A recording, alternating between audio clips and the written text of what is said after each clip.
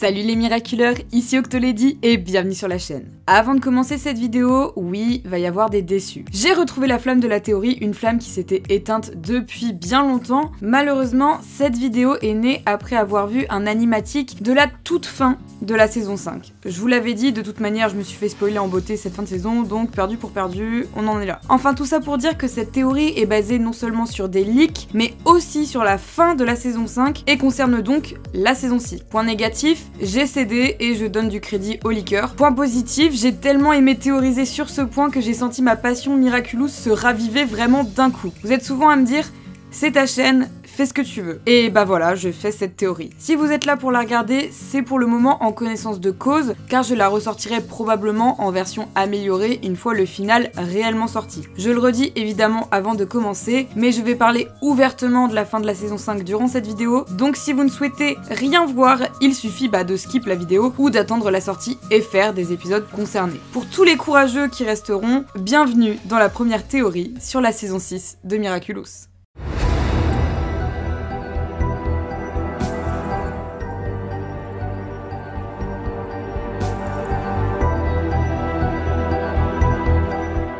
Tout d'abord, il est bon de rappeler que cette théorie est basée sur un animatic, donc un produit non fini et assez vague en termes d'informations. Il est donc probable qu'au visionnage final, toute cette théorie ne s'avère qu'être affabulation, car le produit fini pourrait nous donner un tout autre aperçu de la scène. La scène qui va nous intéresser en question, c'est la scène post-générique du dernier épisode de la saison 5, et pour en parler, nous allons devoir remettre un tout petit peu de contexte. Après un combat acharné et une certaine conversation avec Bug Noir, Gabriel s'empare tout de même des Miraculous du chat noir et de la coccinelle, et invoque Gimme, la fusion de Tiki et Plagg, et qui est donc le Kwami de la réalité. On ne connaît pas le vœu exact de Gabriel, car il dit à Gimme de lire son cœur et son âme. L'intitulé nous est donc complètement inconnu et vous allez voir, ça a une importance pour la suite. Le vœu de Gabriel a donc réécrit l'univers que nous connaissons. Pour le peu que nous savons dans cet univers, Gabriel est connu comme celui qui est mort en héros dans son combat contre le monarque. Une statue en sa mémoire est même érigée pour se souvenir de son sacrifice. Emily est de nouveau là, Nathalie est guérie, et tout semble aller pour le mieux dans un monde un peu trop parfait. C'est encore un peu flou de savoir si tout le monde est conscient qu'il s'agit d'une nouvelle réalité ou non. Le personnage qui va nous intéresser pour cette théorie, c'est Lila. Depuis le Volpina, Lila a eu le droit à un développement en boomerang, c'est-à-dire qu'ils l'ont balancé dans la série, qu'on n'en a pas entendu parler pendant un bon moment, mais qu'elle a tout de même fini par revenir, et revenir en force. À tel point que je me demande s'ils avaient tout simplement pas oublié de l'intégrer au scénario durant ces 3 dernières saisons, et qu'ils se sont rappelés au dernier moment que « Ah bah merde,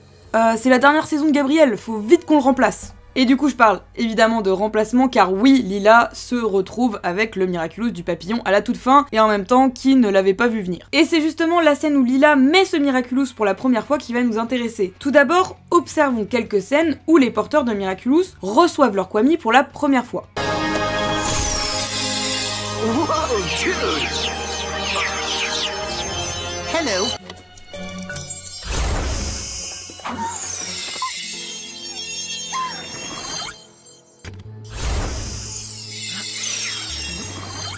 Puis-je savoir?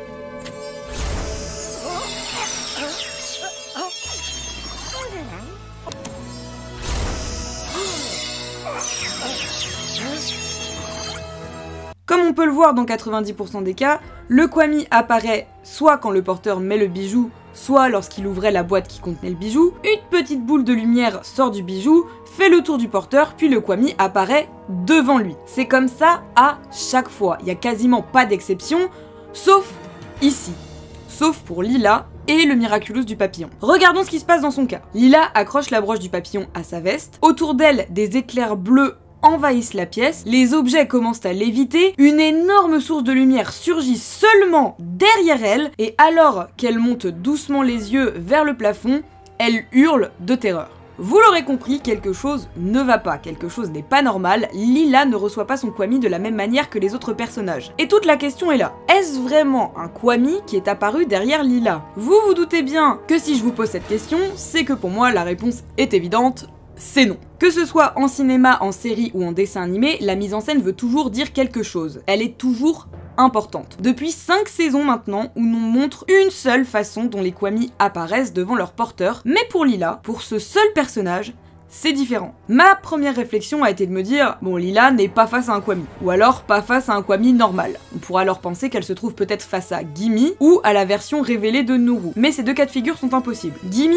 est la fusion des versions révélées de Tiki et Plague, qui sont à ce moment-là avec leurs porteurs et leurs Miraculous respectifs, donc impossible. Pour ce qui est de Nuru révélé, Lila ne connaît ni le nom de son Kwami, ni cet aspect que pour le moment seul Gabriel et peut-être Marinette semblaient connaître. Ces deux options sont donc obsolètes. On pourrait se dire, c'est juste Nuru. À cela je vous réponds encore une fois, c'est impossible. La mise en scène inhabituelle, les éclairs, la lumière, les objets qui lévitent, le hurlement de terreur de Lila, ou je sais pas comment elle s'appelle à ce moment-là, tout est là pour nous montrer que quelque chose cloche. La question c'est, qu'est-ce que Lila a donc vu? En 2022, lors d'un meet and greet avec l'équipe de Miraculous, j'ai eu l'occasion de demander s'il était vrai que nous ne reverrons plus du tout Gabriel Agreste après la saison 5, chose qui avait été dite par Jérémy Zach dans un article random. Et les scénaristes nous avaient répondu presque scandalisés, qu'évidemment il serait présent. Qui avait bien pu nous dire le contraire? Nous étions donc en juin 2022 à ce moment-là. Quelques mois après ça, le leaker faisant toujours des siennes et des abonnés un peu trop zélés m'envoyant à plusieurs reprises des scripts, des screens ou tout simplement des messages me spoilant le sacrifice et la mort de Gabriel en fin de saison, oui c'est à ce moment-là que j'ai perdu foi en Miraculous, j'apprenais donc à ce moment-là que mon personnage favori allait disparaître, mais qu'en plus de ça, l'équipe d'écriture nous avait seulement balancé des paillettes dans les yeux. Du coup gros coup dur. Mais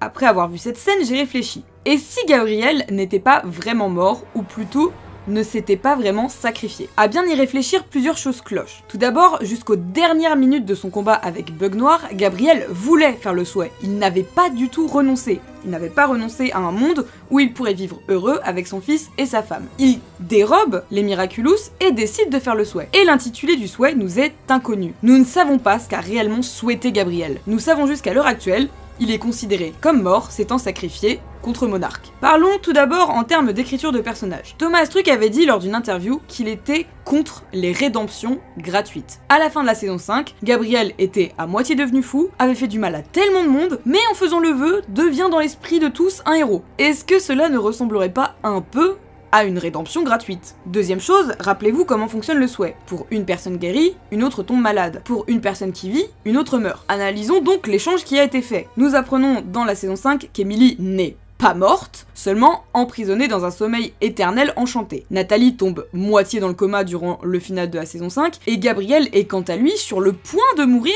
à cause du cataclysme. Nous avons donc une Emily dans un sommeil magique, une Nathalie à moitié dans le coma, et un Gabriel qui de toute façon va mourir. Et lorsque nous revenons dans la réalité du nouveau monde, nous avons pour l'heure une Emily en pleine santé, une Nathalie en pleine santé, et un Gabriel mort. Pas très équitable comme échange, vous en conviendrez. La mise en scène est là aussi importante. Lorsque Gabriel fait son souhait, il s'élève dans les airs aux côtés d'Emily avant que la lumière divine de Gimi n'enveloppe le monde entier. Ma question est la suivante. Avec qui Gabriel a-t-il échangé son statut si personne n'est mort? Je m'explique. L'équipe a souvent parlé de s'inspirer des contes de fées pour l'écriture de Miraculous. On peut donc dire que le statut d'Emily était semblable à celui de Blanche-Neige, Marinette avait également expérimenté La Belle et la Bête dans Papa Garou, ou encore Adrien la Belle au Bois dormant dans Style Queen. On pourrait également comparer la théorie des sentimonstres à l'univers de Pinocchio comme je l'ai fait tout au long de ces années. Ici, le conte auquel j'aimerais faire référence, c'est Aladdin. Et si Gabriel était devenu le génie de la lampe? Et si Gabriel avait réussi à persister en prenant la place de Nuru? Alors ça paraît tiré par les cheveux, je le comprends, mais laissez-moi aller jusqu'au bout de mon raisonnement. Le Miraculous du papillon a pu être endommagé dans son combat contre Bug Noir. On voit notamment que le bâton de chat noir frappe violemment le Miraculous avant qu'il ne fasse une énorme chute et ne tombe dans l'eau. Si Gabriel a pu remarquer cela, il savait que le prochain porteur du Miraculous du papillon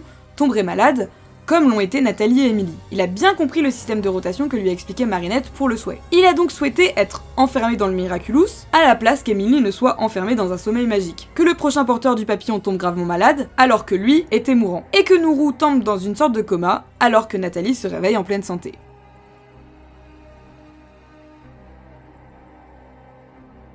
Ouais, je vous l'ai dit, c'est tiré par les cheveux. On en aurait presque oublié la référence à la base. Pour le coup, c'est plus une référence Disney que conte, car dans le conte originel d'Aladin, le grand vizir ne devient pas le génie de la lampe. Dans le film Disney, en revanche, Jafar, aveuglé par sa soif de pouvoir, effectue un souhait auprès du génie de la lampe et demande à devenir le génie le plus puissant du monde. Malheureusement, pour lui, une fois devenu génie, il est contraint par la lampe dans laquelle il est ensuite enfermé, ne pouvant sortir que lorsque l'on l'invoque. C'est un peu sur ce principe-là que je verrai le sort de Gabriel, devenu une sorte d'esprit Kwami, d'esprit de la transmission, coincé dans le Miraculous sans pouvoir vraiment faire grand-chose, en répercussion au souhait qu'il aurait effectué auprès de Gimi.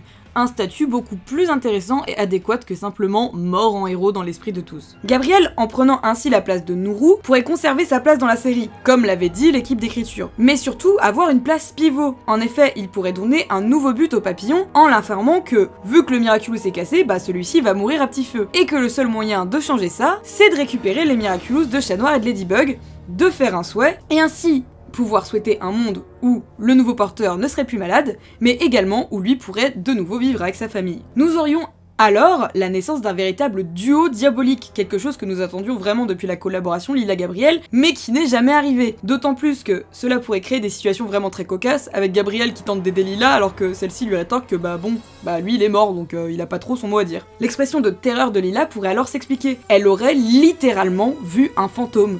Si Gabriel est censée être décédée et qu'elle se retrouve face à lui d'un coup comme ça, bah tu m'étonnes qu'elle flippe. Une autre explication qui pourrait expliquer que Gabriel soit coincé dans le Miraculous pourrait être une sorte de malédiction. Comme le dit Gimme, Yel est lassée car à chaque fois que les humains font un vœu, c'est pour quelque chose d'égoïste. Et si le fait de faire un vœu était une sorte de malédiction? Gabriel, qui pensait se sacrifier tranquillement après tout le mal qu'il a fait et rester mort en héros dans l'esprit de tous, c'est pas super comme morale, et c'est pas vraiment une punition, ni vraiment un sacrifice. Tandis que si le bougre est coincé dans un Miraculous réduit à devoir servir le nouveau porteur du papillon et à devoir regarder de loin sa famille être heureuse sans lui, c'est tout de même un bien meilleur châtiment. En tout cas, je suis convaincue aujourd'hui qu'il y a quelque chose d'anormal avec le Miraculous du papillon dans cette scène, et j'espère vraiment que Gabriel a quelque chose à voir là-dedans. Car certes, le personnage a eu une fin intéressante si on peut dire, mais pas vraiment morale, et surtout il y a trop de zones d'ombre sur la logique entourant ce souhait. Il faudra attendre que le final sorte réellement afin de pousser un peu plus l'analyse et de voir si de nouveaux détails peuvent être aperçus. N'oublions pas également, si jamais le personnage s'avère vraiment décédé, qu'il existe l'option Réunion, découverte dans l'épisode 8 de la saison. En effet, on sait que les porteurs en circulation peuvent entrer en contact avec les anciens porteurs lorsqu'ils mettent leur Guatetama en contact avec une représentation d'un ancien porteur. Et devinez quoi, il y a justement une statue de Gabriel érigée en plein milieu du parc, sans parler des magazines, des photos de mode, etc. Lila pourrait donc invoquer Gabriel à n'importe quel moment pour lui demander des informations, des conseils, etc., etc. Il y a donc en effet plusieurs moyens de faire revenir Gabriel parmi nous durant les futures saisons. Encore merci à tous les membres de la communauté de la chaîne est en partie financée grâce à vous, un énorme merci. Si vous avez apprécié la vidéo, n'hésitez pas à laisser un petit pouce bleu, ça fait toujours plaisir, et ou à vous abonner si vous aimez mon travail, c'est la meilleure gratification qu'on puisse recevoir. Merci à vous d'être toujours plus nombreux, en tout cas on se retrouve très vite pour une prochaine vidéo, restez à l'écoute.